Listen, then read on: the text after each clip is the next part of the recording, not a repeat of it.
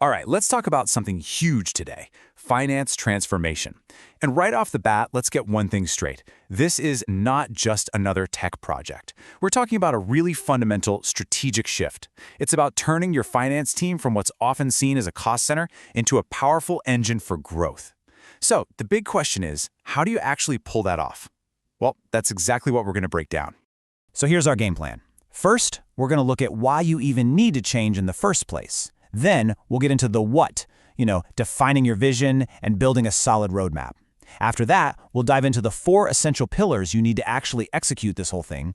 And finally, we'll wrap up with how to make sure all your hard work actually sticks for the long haul. Sound good? Let's jump in. Okay, first things first, why even bother with all this? Well, the truth is, the role of a finance team has completely changed. I mean, it's just not enough anymore to be the team that just reports the numbers after the fact. The business today needs finance to be a real strategic partner, someone who's right there in the trenches providing the insights that actually guide the big decisions. And this slide, it really just nails the difference. Think about it. The old way of doing finance is super reactive, right? You're buried in manual processes, probably living in a dozen different spreadsheets, and it just creates endless bottlenecks. But modern finance, it flips the script entirely. It's proactive. It uses automation and connected tech to get ahead of the curve. And that's what changes the department from just a cost center into a genuine value driver for the whole company. All right, so where on earth do you even start with something this big? You start with your vision. I mean, you wouldn't start a road trip without knowing where you're going, right? Same thing here. You've got to have a crystal clear picture of what this future-ready finance function is going to look like, and more importantly, what it's going to do for the business. So what goes into a really strong vision? Well, it's a few key things. You're talking about automating all those routine, mind-numbing tasks to free up your people. It's about making sure your data is actually clean and trustworthy. And it's about building up your analytics so you're not just looking backward, you're predicting what's next. But see, all of these things, they all point to one ultimate goal: empowering your finance team to be a real partner that helps drive the company's growth. Okay, so you've got that clear vision, you know your destination, now it's time to build the roadmap. This is the really practical part, where we turn that big idea into an actual, step-by-step blueprint that shows you exactly how to get from here to there. It's all about being strategic and, really deliberate about your plan. A really solid roadmap can be broken down into 4 pretty manageable steps. Step 1, you have to take a hard look at where you are right now. What are your processes, your tech, your team? Where are the real pain points? Step 2, you've got to align with the rest of the business. This can't be a finance-only project. It has to support the company's bigger goals. Step 3 is building your business case to get everyone on board. And here's a little pro tip. Don't just talk about saving money. Frame it as being more competitive or reducing risk. That really gets people's attention.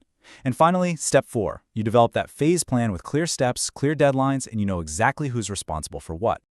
All right, now we're getting into the real meat of it, the execution. A successful transformation really stands on 4 core pillars. And here's the key. You can't just pick one and ignore the others. They all have to be worked on together to build something that's actually stable and going to last.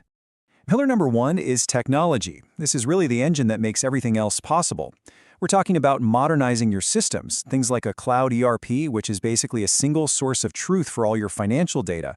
It's about using automation to handle those repetitive tasks so your team doesn't have to.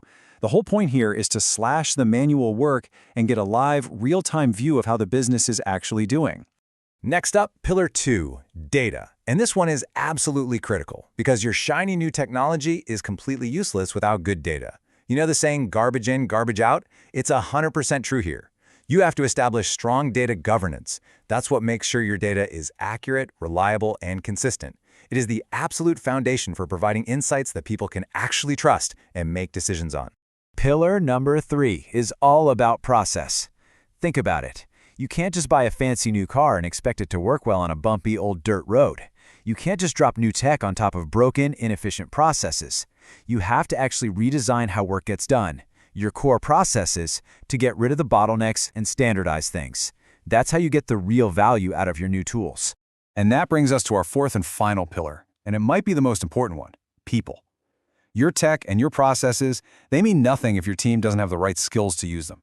You have to invest in your people. Upskill them in things like data analytics, how to use these new digital tools, and how to be a better strategic partner. Because at the end of the day, it's your team that makes this transformation a real, lasting success. So, let's say you've done all that. You've built your new modern finance function. Great. But how do you make sure it actually sticks? That's what this last section is all about. Embedding these changes for the long term so you're still seeing the benefits years down the road. You know, a lot of transformations honestly fall apart right at this stage. If you don't have clear rules for making decisions, that's governance, and a real plan for managing the change, people just won't adopt the new ways of working. And communicating constantly about why you're doing this and what the benefits are, that's not just a nice to have. It is absolutely essential to get your team to come along on the journey. And look, how do you even know if you're winning? Simple. You measure it. Having clear KPIs, key performance indicators, makes your success tangible. Take this example, cutting your financial close from 15 days down to 5. That's not just about being faster. Think about it. That's 10 full days every single month that your team now has to focus on strategic work instead of just closing the books. That's the real return on investment. So, if you remember just one thing from all of this, let it be this. Finance transformation is a journey, not some massive one-and-done project. The smartest way to approach it is to start small. Find some targeted projects that can give you quick, measurable wins. That's how you build momentum, that's how you build confidence, and that's what paves the way for the really big changes later on. And with that, we've covered the why, the what, and the how of starting your finance transformation. It really is a journey, which leaves you with one really important question to think about for your own team, for your own company. What's your first step?